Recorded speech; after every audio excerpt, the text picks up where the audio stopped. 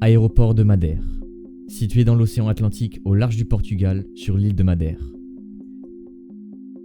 Vous en avez sûrement entendu parler pour ses atterrissages périlleux, et c'est vrai qu'il est un peu spécial, même si la longueur de la piste est assez importante, avec plus de 2,7 km.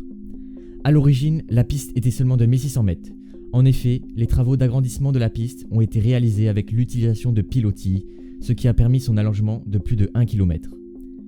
On va surtout parler d'une approche en particulier, qui met souvent à mal les pilotes, même les plus expérimentés. C'est l'approche de la piste 08, très particulière car les pilotes doivent s'aligner au dernier moment pour éviter le relief de l'île et les habitations. En plus de cette dernière, des conditions de vent parfois extrêmes viennent interférer dans le plan de descente. Le relief de l'île s'élève effectivement là où l'approche est définie, ce qui va créer des turbulences ou encore le tant redouté phénomène de wind shear. Pour se rendre compte de la dangerosité de cet aéroport, prenons l'exemple de la compagnie britannique British Airways qui ne permet qu'à 20 pilotes d'atterrir sur cette piste sur un total d'environ 4000 pilotes engagés. Ne vous étonnez donc pas si lors de votre départ en vacances, une remise des gaz intervient.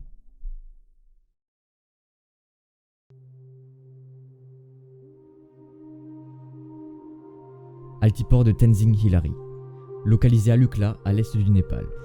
Ici, seuls les petits avions sont capables d'atterrir sur une piste d'à peine 460 mètres d'asphalte avec une inclinaison de près de 12 degrés. Mais à cela, il est utile de préciser qu'avec une vitesse trop importante, les chances pour percuter le mur présent à l'extrémité de la piste 06 sont très fortes et celles de s'en sortir le sont encore moins. Ces 20 dernières années, divers accidents ont eu lieu, incluant civils et membres d'équipage.